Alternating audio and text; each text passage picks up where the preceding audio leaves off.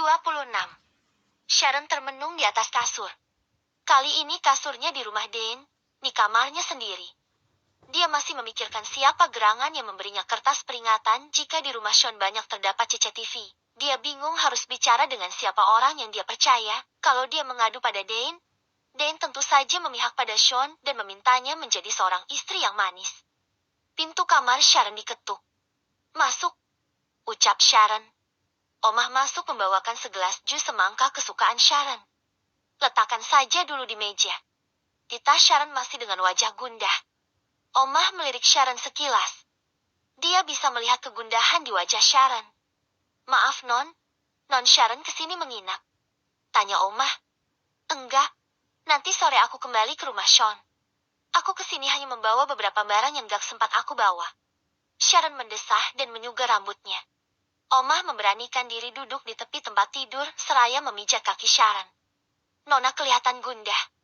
tanya Omah perhatian. Sharon cemberut. Dia melihat Omah seksama. Entah kenapa dia ingin bercerita pada Omah. "Omah, aku dikasih peringatan oleh seseorang. Katanya aku harus hati-hati di rumah Sean karena banyak CCTV. Masalahnya pegawai di sana tak ada yang tahu tentang CCTV, bahkan Sean juga hanya mengernyit dan menggeleng. Entah CCTV yang bagaimana yang dipasang. Memang aku tak menemukan CCTV di sana. Kalau aku mencari tahu, bagaimana kalau benar dan ada yang melihat aku sedang mencari-cari di mana letak CCTV itu terpasang?" Omah tersenyum. "Ikuti saja isi pesan itu, Non. Berarti ada orang dalam yang ada di kubu Nona Sharon." Omah semakin semangat memijat kaki Sharon. "Kubu aku? Maksudmu? Menantu Nyonya Den itu bukan orang sembarangan. Tak bisa melihat pula. Tak mungkin mereka tidak waspada. Penyakit orang kaya biasanya selalu curiga pada semua orang. Apakah yang dekat dengan mereka itu tulus atau tidak?" ucap Omah. "Aku orang kaya. Uang mamaku banyak. Tapi aku tak pernah berpikir orang yang dekat denganku itu tulus atau tidak. Biasa saja." Tepis Sharon. "Berarti Nona Sharon gitu." Omah mengacungkan jempol tangannya sambil tersenyum mantap. Sharon pun ikut tersenyum. "Kira-kira siapa ya yang bisa aku andalkan di rumah Sean?" gumam Sharon. Omah tersenyum. "Nanti akan ketemu dengan sendirinya, Non. Jalani saja menjadi seorang istri pewaris tunggal pengusaha Aji Saka." Kekeh Omah. Lagi-lagi Sharon tersenyum. Omah memang sejak dulu selalu menyemangatinya. Seringkali jika Dane memarahinya, Omah selalu membelanya. "Baiklah, aku harus memilah-milah barang yang mau aku bawa ke rumah Sean. Omah bantu aku." "Ya," pinta Sharon. "Baik, Non." Omah bersemangat membantu anak majikannya itu. Lanita sedang menata baju Sean yang menumpuk di singgul sofa. Baju yang masih berbandrol. Lama sekali Lani membereskan baju-baju tersebut. Dia sendirian di kamar Sean karena Sharon sedang berada di rumahnya dan Sean berada di ruang kerjanya. "Apa? Kemeja begini saja harganya 12 juta. Lani menggeleng berkali-kali. Dibolak-baliknya kemeja seharga 12 juta tersebut. Lani menempelkan kemeja ke pipinya. "Bahannya memang adem dan lembut, sih. Bahan premium mungkin." "Ya," guman Lanita tak henti-henti berdecak. Semua bandrol baju yang menumpuk dilepas dengan hati-hati oleh Lanita dan sebelum dilipat, Lani mengamati setiap helai baju dan celana Sean dengan seksama. Jika ada yang harganya fantastis, Lanita akan terbelalak dan lama sekali mengamati baju tersebut. Berkali-kali pula dia menggeleng. Saat semua baju terlipat dengan rapi, semua bandrol dia kumpulkan lalu Lanita meraih ponsel. Di totalnya seluruh bandrol baju dan lagi-lagi Lani terbelalak. "Ya Allah, ya Tuhanku, Tuan Sean membeli semua ini nyaris 400 juta. Hanya baju-baju yang tak seberapa banyaknya ini." Lanita memijat pelipisnya.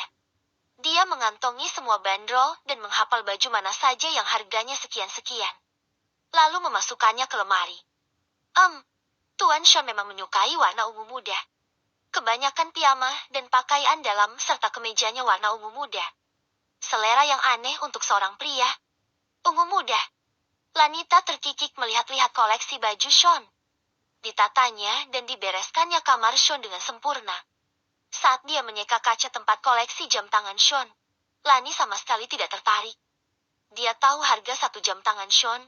Justru karena dia tahu, Lanita menyeka kaca hati-hati, takut pecah. Setelah semua beres, Lani membuka pintu kaca menuju balkon. Dia berjalan ke balkon, lalu merentangkan tangan dan menghirup udara bebas dengan rakus. Lalu menengadah ke langit dan terpejam, mensyukuri pekerjaannya dengan gaji besar, mensyukuri kebaikan Sean padanya. Lanita masuk kembali ke kamar dan menutup pintu kaca balkon dengan rapat dan menguncinya. Dia melihat seluruh isi kamar Sean. Pekerjaannya tampak sempurna. Lanita keluar kamar dengan lega. Lanita tak tahu jika semua aktivitasnya di kamar tak luput dari pantauan Sean. Sean hanya senyum-senyum senang melihat kepolosan Lani yang selalu terbelalak melihat harga yang tertera di bandrol baju. Terbahak-bahak saat Lani dengan penasaran menjumlah total harga semua baju yang dibeli Sean. Lalu terharu melihat kerja Lani yang tidak silau dengan barang-barang mahal di kamar Sean. Entah itu lukisan, jam tangan, perhiasan-perhiasan Sharon dan koleksi benda-benda kecil lainnya yang terdapat di dalam lemari khusus. Justru Lani tampak memperlakukannya dengan sangat hati-hati. Sean semakin merasa tak ingin kehilangan Lani. Tak ingin jika Lani sampai berhenti kerja.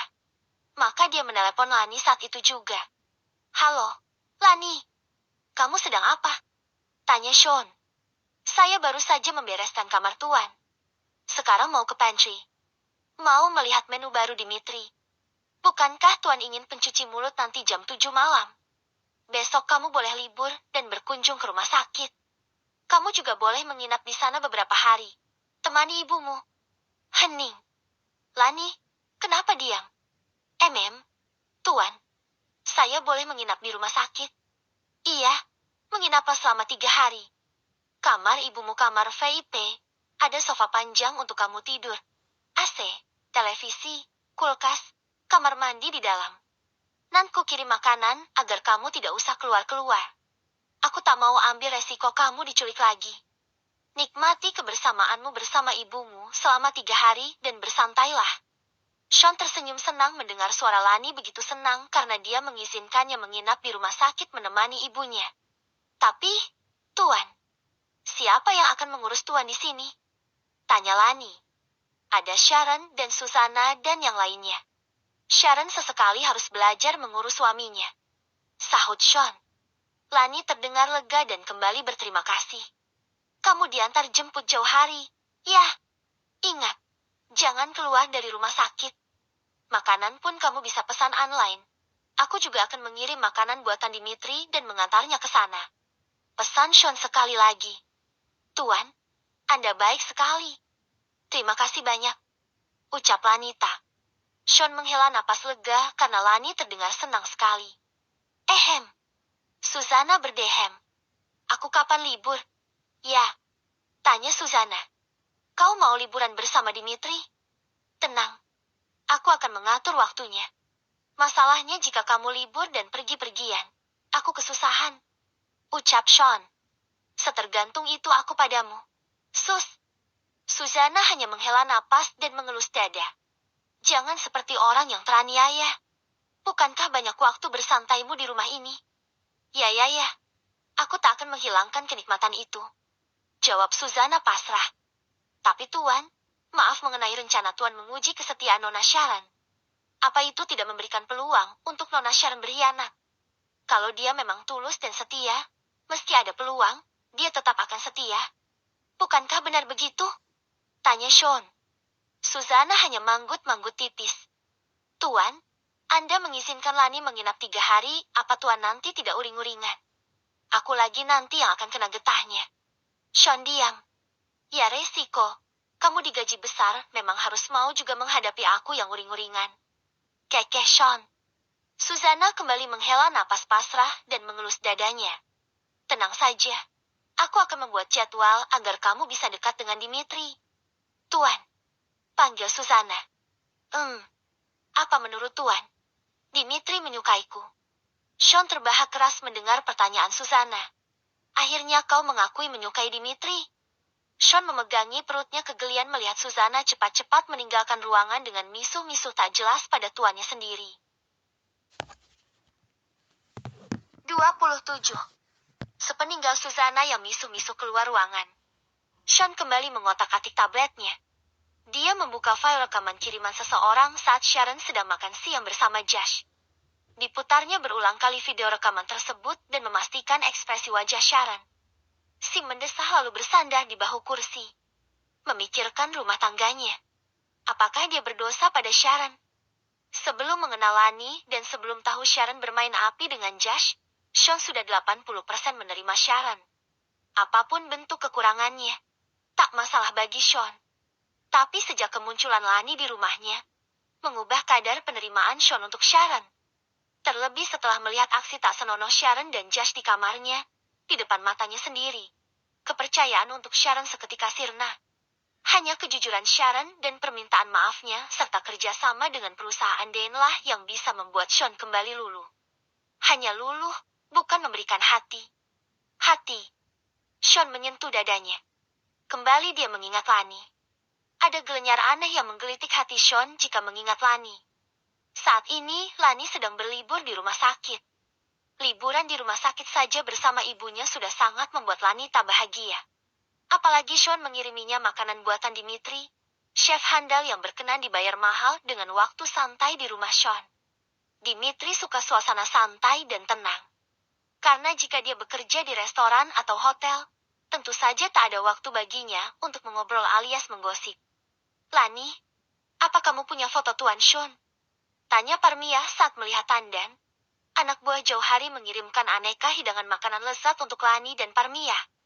Lani tak menggeleng. Gimana bisa aku menyimpan fotonya? Bu. Ya barangkali diam-diam kamu mencuri lihat untuk memotretnya. Lani tersenyum. Tuan Sean memang tak bisa melihat. Bu, tapi aku tak seberani itu diam-diam mencuri fotonya. Jawab Lani. Kenapa dia baik sekali? Apa dia tampan? Tanya Parmiah. Lebih dari tampan. Bu, sangat tampan. Jawab Lani tanpa sadar. Sayangnya dia menikah dengan wanita lain. Ucap Parmiah. Maksud ibu? Apa mungkin dia menyukaimu? Lani? Tanya Parmiah. Lanita yang sedang mencicipi hidangan yang dibawa Tandan malah tersedak mendengar ucapan ibunya. Parmiah menepuk-nepuk punggung Lani setelah Lani menenggak setengah botol air mineral. Ibu ini aneh-aneh saja. Aku ini siapa loh? Bu, mana bisa Tuan Sean menyukaiku? Andai dia bisa lihat pun, belum tentu dia menyukaiku. Lani hanya menggeleng berulang kali. Sesuatu yang mustahil menurutnya. Parmiah tersenyum senang melihat Lani mendapat keistimewaan atasannya. Entah apa yang dilakukan Lani hingga Sean selalu memberikan perhatian yang besar untuk Lani. Terus kamu nggak ngantor hari ini? Tanya Parmiah. Enggak, kan dikasih libur 3 hari. Bebas tugas rumah dan kantor, dong. Jawab Lanita. Ibu sudah makin sehat. Aku senang. Kalau ibu sudah benar-benar sehat, Tuan Sean bilang. Ibu nanti pulang ke rumah Tuan Sean. Tinggal di sana sama aku. Parmiah terbelalak. Yang betul. Nak. Lanita mengangguk. Dia sebetulnya ingin sekali menanyakan tentang identitas asli dirinya. Kenapa Parmiah bisa sampai merawat dirinya? Apakah Parmiah mengadopsinya sejak kecil? Sejak bayi? Dari mana? Panti asuhan atau bagaimana? Tiba-tiba menemukan bayi di luar pintu rumah seperti dalam drama atau novel yang ia baca. Namun Lanita memutuskan untuk tetap diam saja. Mungkin lebih tepatnya menunda untuk mengetahui fakta siapa dia sesungguhnya. Lani takut pertanyaannya kembali menjadi beban pikiran ibunya. Bapak sudah tidak bisa diharapkan. Bu, lebih aman ibu memang tinggal bersamaku di rumah Tuan Sean. Tapi nanti jika ibu sudah benar-benar sembuh. Parmiah semakin yakin jika Sean memang menyukai Lani meski dia sudah menikah dengan wanita lain. Ponsel Lani berdering. Tertera nama Aleska di layar ponsel. Halo. Sapa Lanita. Sudah pulang dari kantor? Tanya Aleska. Aku libur 3 hari. Terus kamu di mana? Tanya Aleska. Di rumah sakit. Aku nginep di sini nemenin ibu selama 3 hari di rumah sakit. Aku kesana boleh? Ya. Ucap Aleska semangat. Oke. Kesini aja. Lanita berpikir kalau Aleska datang menemuinya di rumah sakit tak apa-apa. Tak mungkin juga Aleska menculik dirinya karena Aleska saudara sepupu Sean. 1 jam kemudian Aleska datang dengan membawa banyak makanan. Parmiah dan Lanita sampai bingung mau meletakkan makanan di mana karena kulkas sudah penuh. Maka sebagian makanan pemberian Sean dan Aleska dia bagikan dengan beberapa orang perawat. Daripada mubazir karena kebanyakan. Jam 4:30 sore Aleska meminta izin pada suster yang setia merawat Parmiah untuk membawa Parmiah keluar kamar dan menikmati udara sejuk sore hari di taman rumah sakit. Perawat menyetujui dan memberinya izin. Maka Aleska dan Lani berjalan bersisian seraya mendorong kursi roda Parmiah menuju taman. Ibu senang sekali bisa kembali menghirup udara segar setelah lama sekali terbaring di tempat tidur saat di rumah dulu. Ucap Parmiah. Iya, Bu. Jangan lupa kita tak henti-hentinya mengucap syukur pada Ilahi Robi karena kita selalu berada dalam lindungannya.